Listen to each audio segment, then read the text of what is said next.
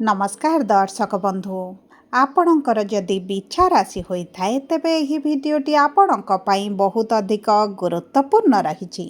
समस्त बिछा राशि लोक मानकर जानी रखिबा अत्यंत जरूरी जे समाज हेउ बा परिवार हेउ बा आपणक मित्र हुअन्तु बा आपणक प्रेमिक प्रेमिका हुअन्तु बा आपणक जीवन साथी हुअन्तु समस्ते भावती जे प्रेम भल पाइबा स्नेह देई किंबा डराई धमकाई किंबा आपणक सहित चालाकी धोखा करी आपण मानकु जदि निज सह जोड़ी रखिबे तेबे से माने आर्थिक रूप रे हेउ शारीरिक रूप रे हेउ बा मानसिक स्तर रे हेउ आपणक ठारू निश्चित भावरे फायदा उठाई पारिबे।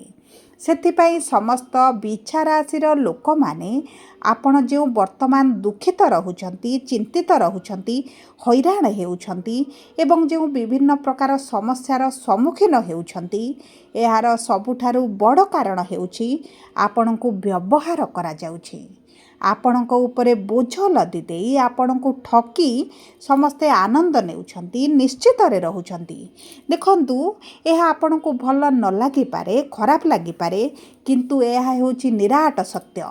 भाबंतु एमिति एक समय आसीबो जेबे आपणकर बुद्धि उदय होई जिवो किंबा आपण निज कथा भाबिबा आरंभ करिवे तेबे कोन घटिबो केउ माने आपणक साथी रे रहिबे एही विषय रे आपण निश्चित भावरे भाबंतु।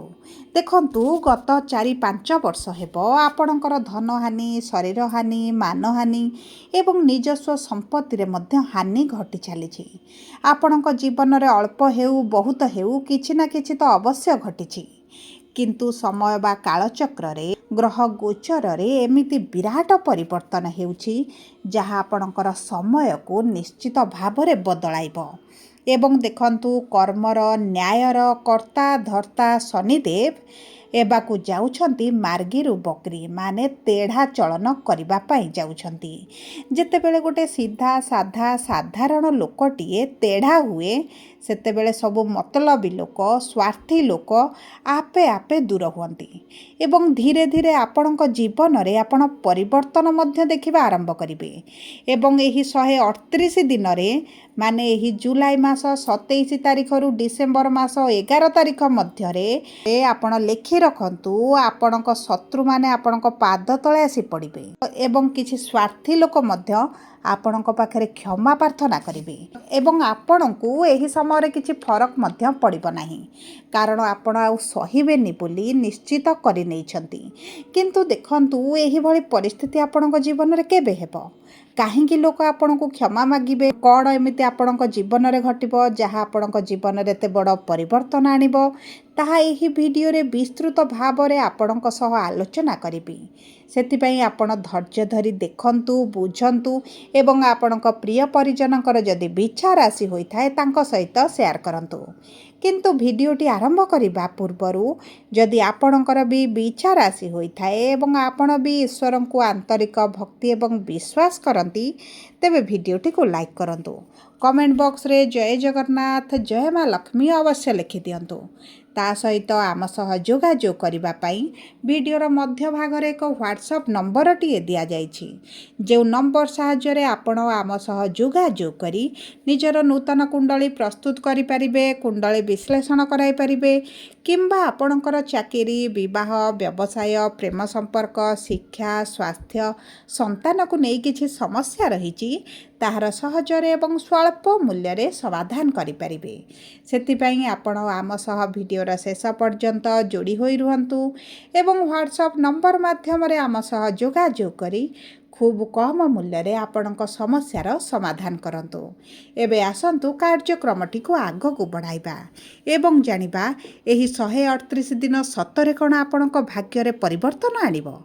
देखंतु ज्योतिष शास्त्र अनुसार जितेबेले गोटे पापी ग्रहटी बक्री हो जाए बा तेढ़ा चलन करे सेतेबेले तार प्रभावटी आम जीवन में बहुत अधिक बढ़ी जाए एवं जो गृह रे आपणकर शनि विराजमान होइथांती गोटे गृह पछकु मध्य तांकर प्रभावटी पड़ी थाए माने आपणक बिछा राशिर पंचम जेहेतु शनि विराजमान होइछंती आपणक पंचम भाव को प्रभावित करने सहित चतुर्थ भाव को मध्य प्रभावित करिवे ଏବଂ ତା ସହିତ ଶନିଙ୍କର ଦୃଷ୍ଟି ଯେଉଁ ଗୃହଗୁଡ଼ିକରେ ରହିଛି, ଶନିଙ୍କର ବକ୍ରି ଦୃଷ୍ଟି ସେହି ଗୃହଗୁଡ଼ିକରେ ପଡ଼ିବା ମାତ୍ରେ ଆପଣଙ୍କ ସେହି କ୍ଷେତ୍ରଗୁଡ଼ିକରେ ମଧ୍ୟ ଅଧିକ ପରିବର୍ତ୍ତନ ଆପଣ ଦେଖିବେ। ତେବେ ସର୍ବପ୍ରଥମେ ଦେଖନ୍ତୁ, ପଞ୍ଚମ ଭାବ ଯେହେତୁ ଶିକ୍ଷାର ଭାବ, ଆପଣଙ୍କ ସନ୍ତାନର ଭାବ, ବୁଦ୍ଧିମତାର ଭାବ, ଆପଣଙ୍କ ପ୍ରେମ ସମ୍ପର୍କର ଭାବ, ଏହି ସମୟ ମଧ୍ୟରେ ଆପଣ ଚାଲାକ ଚତୁର ବୁଦ୍ଧିମାନ ହୋଇଯିବେ। ଆପଣ ଯେଉଁ ଲୋକମାନଙ୍କ ଉପରେ ଦୟା ଦେଖାଉଥିଲେ, ଲୋକମାନଙ୍କ କଥାକୁ ଶୁଣୁଥିଲେ, ବୁଝୁଥିଲେ, ଲୋକମାନଙ୍କ ଖୁସି ପାଇଁ ଆପଣମାନେ ଯେଉଁ କାର୍ଯ୍ୟଗୁଡ଼ିକ କରୁଥିଲେ, ସେହି ସବୁ କାର୍ଯ୍ୟ ଆପଣ ଧୀରେ ଧୀରେ କରିବା ବନ୍ଦ କରିବେ ଏବଂ ଆପଣ ବର୍ତ୍ତମାନ ନିଜସ୍ୱ ବୁଦ୍ଧି ଲଗାଇ କେଉଁ କାର୍ଯ୍ୟ କରିଲେ ଆପଣଙ୍କ ପାଇଁ ଠିକ୍ ରହିବ, ଆପଣଙ୍କ ଭବିଷ୍ୟତ ପାଇଁ ଠିକ୍ ରହିବ, ସେହି ସବୁ କାର୍ଯ୍ୟ କରିବା ଆରମ୍ଭ କରିବେ। ଅନ୍ୟର ସ୍ୱାର୍ଥକୁ ଚିନ୍ତା କରିବା, ଅନ୍ୟମାନଙ୍କର ବିଷୟରେ ଭାବିବା ମଧ୍ୟ ଏହି ସମୟ ମଧ୍ୟରେ ଶନିଙ୍କ ବକ୍ରି ପ୍ରଭାବରୁ ଧୀରେ ଧୀରେ କମିବା ଆପଣଙ୍କ ଜୀବନରେ ଆରମ୍ଭ ହୋଇଯିବ। ଏବଂ ମନେ ରଖିଥାନ୍ତୁ, ଯଦି ଆପଣଙ୍କର ସନ୍ତାନ ପ୍ରାପ୍ତିରେ ସମସ୍ୟା ହେଉଥିଲା, ସନ୍ତାନ ସୁଖରୁ ବଞ୍ଚିତ ହୋଇଥିଲେ କିମ୍ବା ଆପଣଙ୍କର ସନ୍ତାନ ଥିଲେ କିନ୍ତୁ ସନ୍ତାନଙ୍କ ଠାରୁ ଦୂରରେ ରହୁଥିଲେ, ସନ୍ତାନଙ୍କ ସହିତ ସମ୍ପର୍କ ମଧୁର ରହିନଥିଲା, ସେହି ସବୁ କ୍ଷେତ୍ରରେ ମଧ୍ୟ ଆପଣ ପରିବର୍ତ୍ତନ ଦେଖିବେ।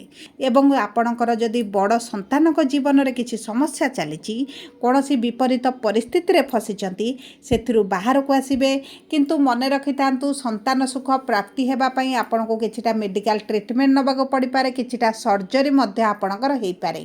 କାରଣ ଶନି ଯେହେତୁ ପାପ ଗ୍ରହ, ନିଶ୍ଚିତ ଭାବରେ କିଛି ନା କିଛି ତ ସମସ୍ୟା ଅର୍ଚ୍ଚନା ଆପଣଙ୍କ ଜୀବନରେ ଆଣିପାରନ୍ତି। ଏବଂ ଚତୁର୍ଥ ଭାବ ଯେହେତୁ ସୁଖ ସୁବିଧା ଭୋଗ ବିଳାସ ଐଶ୍ୱର୍ଯ୍ୟର ଭାବ, ମାଆଙ୍କ ସ୍ୱାସ୍ଥ୍ୟର ଭାବ, ଏହି ସମୟ ମଧ୍ୟରେ ମାଆଙ୍କୁ ନେଇ ଆପଣଙ୍କର ଚିନ୍ତା ବଢ଼ିଯିବ। ଆପଣଙ୍କର ମାଆଙ୍କ ସ୍ୱାସ୍ଥ୍ୟ ଆପଣଙ୍କୁ ବେଶୀ ଅଧିକ ଚିନ୍ତାଗ୍ରସ୍ତ କରାଇବ। ଏବଂ ଆପଣଙ୍କର ଯଦି ପୂର୍ବରୁ କିଛିଟା ଜମି ଭୂମି ଯାନ ବାହନ କ୍ରୟ କରିବା ପାଇଁ ଚାହୁଁଥିଲେ, ଏହିସବୁ ଦିଗରେ ଭାଗ୍ୟ ଆପଣଙ୍କର ସାଥ ଦେବ। କିମ୍ବା ଆପଣଙ୍କର କୌଣସି ପୈତୃକ ସମ୍ପତ୍ତିକୁ ନେଇ ଯଦି ଡିସ୍ପ୍ୟୁଟ୍ ଚାଲିଛି, କୋର୍ଟ କଚେରୀ କେସ୍ ଚାଲିଛି, ତେବେ ସେଥିରେ ମଧ୍ୟ ଭାଗ୍ୟ ଆପଣଙ୍କ ସପୋର୍ଟରେ ରହିବ। ତା ସହିତ ଯଦି ଆପଣ ଦୟାବଶତଃ କାହାକୁ କିଛି ଦାନ ଦେଇଥିଲେ, କାହାକୁ ଛାଡ଼ି ଦେଇଥିଲେ, ଆପଣଙ୍କ ପ୍ରାପ୍ୟ ଆପଣଙ୍କୁ ମିଳିପାରୁନଥିଲା, ତେବେ ଏହି ସମୟରେ ଆପଣ ତେଢ଼ା ହୋଇ ଆପଣଙ୍କ ପ୍ରାପ୍ୟ କିଭଳି ହାସଲ କରିବେ, କୋର୍ଟ କଚେରୀ କେସ୍ କରିବାକୁ ପଡ଼ିଲେ ମଧ୍ୟ ଆପଣ ପଛଘୁଞ୍ଚା ଦେବେ ନାହିଁ। ଆପଣଙ୍କର ଯାହା ପ୍ରାପ୍ୟ ରହିଛି ଆପଣ ତାହା ନିଶ୍ଚିତ ଭାବରେ ଛଡ଼େଇ ନେବେ।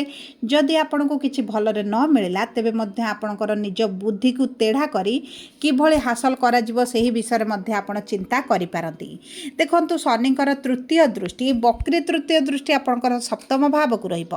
ଯଦି ଆପଣଙ୍କର କିଛିଟା ବିବାହ ସମ୍ପର୍କରେ ଆପଣ ସନ୍ତୁଷ୍ଟ ନାହାନ୍ତି, ଡିଭୋର୍ସ ଚାହୁଁଛନ୍ତି, ଦୀର୍ଘ ଦିନ ହେଲା ଡିଭୋର୍ସ ପାଇଁ ଆପ୍ଲାଏ କରୁଛନ୍ତି, ହେଇପାରୁନାହିଁ, ବହୁତ ଅଧିକ ଆପଣ ଥକିଗଲେଣି, କୋର୍ଟ କଚେରୀର ଚକର କାଟି ଥକିଗଲେଣି, ତେବେ ମଧ୍ୟ ଆପଣ ସେଥିରୁ ବାହାରକୁ ଆସିବେ। ଆପଣଙ୍କର ଡିଭୋର୍ସ ହୋଇଯିବ। ଆପଣ ଯଦି ପରିବାର ଠାରୁ ଅଲଗା ରହିବା ପାଇଁ ଚାହୁଁଥିଲେ, ତେବେ ମଧ୍ୟ ଆପଣଙ୍କର ହୋଇଯିବ। ଏହି ସମୟ ମଧ୍ୟରେ ଯଦି ଆପଣ ବ୍ୟବସାୟ କରନ୍ତି, ଆପଣଙ୍କ ବ୍ୟବସାୟ ଅତି ଉତ୍ତମ ରହିବ। ଯଦି ଆପଣ ପୂର୍ବରୁ ପାର୍ଟନରସିପ୍ରେ କିଛି କାର୍ଯ୍ୟ କରୁଥିଲେ ଏବଂ ପାର୍ଟନରସିପ୍ ବ୍ୟବସାୟରେ ଆପଣଙ୍କୁ ଏତେଟା ସନ୍ତୁଷ୍ଟି ମିଳୁନଥିଲା, ଆପଣ କିଛି ଆଇଡ଼ିଆ ନୂତନ ଦେବାକୁ ଚାହୁଁଥିଲେ, କିଛି ନିଜସ୍ୱ ବୁଦ୍ଧି ଲଗାଇ କରିବା ପାଇଁ ଚାହୁଁଥିଲେ, କିନ୍ତୁ ଆପଣଙ୍କୁ କୌଣସି ପ୍ରକାର ସୁଯୋଗ ମିଳୁନଥିଲା, ତେବେ ଆପଣ ଏହି ସମୟ ମଧ୍ୟରେ ପାର୍ଟନରସିପ୍ରେ ବହୁତ ଭଲ ଲାଭ କରିବେ। ପାର୍ଟନରସିପ୍ ବ୍ୟବସାୟକୁ ଆଗକୁ ନେବେ। କିମ୍ବା ଆପଣ ଯଦି କିଛି ଇନଭେଷ୍ଟ କରୁଛନ୍ତି, ସେହି ସବୁ କ୍ଷେତ୍ରରେ ମଧ୍ୟ ଆପଣଙ୍କୁ ଶୁଭ ଫଳ ପ୍ରାପ୍ତି ହେବ। ଆପଣଙ୍କର ଏହି ସମୟ ମଧ୍ୟରେ ଚାକିରି ଚାଲିଯାଇପାରେ, ନୂତନ ଚାକିରି ପ୍ରାପ୍ତ ହୋଇପାରେ। ଏବଂ ଯଦି ପୂର୍ବରୁ ଆପଣ ଚାକିରି ଛାଡ଼ି ବ୍ୟବସାୟ ଆରମ୍ଭ କରିବା ପାଇଁ ଚାହୁଁଥିଲେ, ତେବେ ଆପଣଙ୍କ ପାଇଁ କିଛି ନା କିଛି ଏଭଳି ପରିସ୍ଥିତି ସୃଷ୍ଟି ହେବ ଯେଉଁ କାରଣରୁ ଆପଣଙ୍କର ଚାକିରି ଛାଡ଼ିପାରନ୍ତି, ନୂତନ କାର୍ଯ୍ୟ ଆରମ୍ଭ କରିପାରନ୍ତି। ଏବଂ ଦେଖନ୍ତୁ, ଭାଗ୍ୟର ଭାବରେ ଦେବଗୁରୁ ବୃହସ୍ପତି ଉଚ୍ଚସ୍ଥ ହୋଇ ବସିଥିବାରୁ ଭାଗ୍ୟ ଆପଣଙ୍କର ମଜବୁତ ରହିବ। ଶନିଙ୍କର ସପ୍ତମ ଦୃଷ୍ଟି ଆପଣଙ୍କର ଏକାଦଶ ଭାବକୁ ଥିବା କାରଣରୁ ଆପଣଙ୍କର ଲାଭରେ ବୃଦ୍ଧି ଘଟିବ। ଦୀର୍ଘ ଦିନର କିଛି ଇଚ୍ଛା ଅଭିଳାଷ ଆପଣ ପୂରଣ କରିବା ପାଇଁ ଚାହୁଁଥିଲେ, ତାହା ଆପଣ ପୂରଣ କରିପାରନ୍ତି। ଦେଖନ୍ତୁ, ଶନିଙ୍କ ଗୋଚରରେ ଆପଣଙ୍କୁ ଅତ୍ୟନ୍ତ ଶୁଭଦାୟକ ଫଳ ମିଳିବା ସହିତ ଯଦି କୁଣ୍ଡଳୀରେ ଶନି ଆପଣଙ୍କର ଖରାପ ଅଛନ୍ତି, ତେବେ କିଛି ନା କିଛି ତ ସମସ୍ୟା ଆପଣ ନିଶ୍ଚିତ ଭାବରେ ଭୋଗ କରିବେ। ଏବଂ ଯଦି ଆପଣଙ୍କର ଶନି ଉଚ୍ଚସ୍ଥ ଅଛନ୍ତି କିମ୍ବା ଭଲ ସ୍ଥିତିରେ ଅଛନ୍ତି, ସାଧାରଣ ସ୍ଥିତିରେ ଅଛନ୍ତି, ତେବେ ମଧ୍ୟ ଆପଣଙ୍କ ପାଇଁ ଅତି ଉତ୍ତମ ରହିବ। ଦ୍ୱିତୀୟ ଭାବ ଯେହେତୁ ଆପଣଙ୍କର ଇନକମ୍ର ଭାବ, ଆପଣଙ୍କର ରୋଜଗାରର ଭାବ, प्रिय परिजन कुटुंबकर भाव ସେହି ଗୃହକୁ ଶନିଙ୍କର ଦଶମ ଦୃଷ୍ଟି ଥିବା କାରଣରୁ କିଛିଟା ପ୍ରିୟ ପରିଜନ ମାନେ ଯେଉଁମାନେ ଆପଣଙ୍କ ସହିତ ସ୍ୱାର୍ଥ ପାଇଁ ଯୋଡ଼ି ହୋଇଥିଲେ ସେମାନେ କଟିଯିବେ, କିଛି ସମ୍ପର୍କ ଆପଣଙ୍କ ଠାରୁ ଦୂରେଇ ଯିବେ ଏବଂ ଏହି ସମୟ ମଧ୍ୟରେ ଆପଣଙ୍କର କିଛିଟା ଋତୁକାଳୀନ ସମସ୍ୟା ଦେଖା ଦେଇପାରେ। ସେ ଦିଗ ପ୍ରତି ଦୃଷ୍ଟି ଦେବେ। ଗଳା, ତଣ୍ଟି, ପାଟି, ଦାନ୍ତରେ କିଛିଟା ସମସ୍ୟା ମଧ୍ୟ ବାହାରିପାରେ ଏବଂ କିଛିଟା ଅପ୍ରିୟ ସତ କଥା କହି ମଧ୍ୟ ଆପଣ କିଛି ଲୋକଙ୍କ ପାଖରେ ଅପ୍ରିୟ ହୋଇପାରନ୍ତି, ଶତ୍ରୁ ମଧ୍ୟ ହୋଇପାରନ୍ତି। କାରଣ ଦ୍ୱିତୀୟ ଭାବ ଯେହେତୁ ବାଣୀର ଭାବ, ଶନିଙ୍କର ଦୃଷ୍ଟି ଥିବା କାରଣରୁ ଆପଣଙ୍କର ବାଣୀରେ କିଛିଟା ସତ୍ୟତା ଆସିବ ଭାରି, କିଛିଟା କ୍ରୂରତା ଆସିପାରେ ଏବଂ ଆପଣଙ୍କର ନ୍ୟାୟ କଥା କହି, ଯୁକ୍ତିଯୁକ୍ତ କଥା କହି କିଛିଟା ଜାଗାରେ ଆପଣ ବିପରୀତ ପରିସ୍ଥିତି ମଧ୍ୟ ଦେଖିପାରନ୍ତି। ସବୁ ପରେ ଦେଖନ୍ତୁ, ଅଶୁଭତ୍ୱକୁ ଦୂର କରିବା ପାଇଁ, ଶନିଙ୍କର ନକାରାତ୍ମକ ପ୍ରଭାବକୁ ଦୂର କରିବା ପାଇଁ ଆପଣ ପ୍ରତ୍ୟେକ ଦିନ ଶନିଙ୍କର ବୀଜ ମନ୍ତ୍ର 108 ଥର ସନ୍ଧ୍ୟା ସମୟରେ ପାଠ କରନ୍ତୁ ଏବଂ ଚେଷ୍ଟା କରନ୍ତୁ କାଉକୁ ପ୍ରତିଦିନ ଖାଇବାକୁ ଦେବା ପାଇଁ, ହନୁମାନ ଚାଳିଶା ପ୍ରତିଦିନ ପାଠ କରିବା ପାଇଁ, ହନୁମାନଙ୍କ ମନ୍ଦିରରେ ସିନ୍ଦୁର ଅର୍ପଣ କରିବା ପାଇଁ ଏବଂ ହନୁମାନଙ୍କ ମନ୍ଦିରରେ ପ୍ରତି ଶନିବାର ଏବଂ ମଙ୍ଗଳବାର ଦିନ ଯଦି ହନୁମାନ ଚାଳିଶା ପାଠ କରନ୍ତି ତେବେ ଆପଣଙ୍କୁ ଉତ୍ତମ ଫଳ ପ୍ରାପ୍ତ ହେବ ଏବଂ ପ୍ରାତଃ ସମୟରେ ସୂର୍ଯ୍ୟଙ୍କୁ ଜଳ ଅର୍ପଣ କରନ୍ତୁ, ଆପଣଙ୍କ ପାଇଁ ଅତ୍ୟନ୍ତ ଶୁଭଦାୟକ ରହିବ। ଯଦି ଆପଣଙ୍କର ବିଛା ରାଶି ହୋଇଥାଏ, ଭିଡ଼ିଓଟି କିଭଳି ଲାଗିଲା କମେଣ୍ଟ ବକ୍ସରେ ଲେଖି ଜଣାନ୍ତୁ। ଯଦି ଆପଣଙ୍କ ପ୍ରିୟଜନଙ୍କର ବିଛା ରାଶି ହୋଇଥାଏ, ଭିଡ଼ିଓଟି ତାଙ୍କ ସହିତ ସେୟାର କରନ୍ତୁ। ଯଦି ପ୍ରଥମ ଥର ଆମ ଚ୍ୟାନେଲକୁ ଆସିଛନ୍ତି, ଚ୍ୟାନେଲଟିକୁ ସବସ୍କ୍ରାଇବ୍ କରନ୍ତୁ। ପାଖରେ ଥିବା ବେଲ୍ ଆଇକନକୁ ପ୍ରେସ୍ କରନ୍ତୁ। ଧନ୍ୟବାଦ।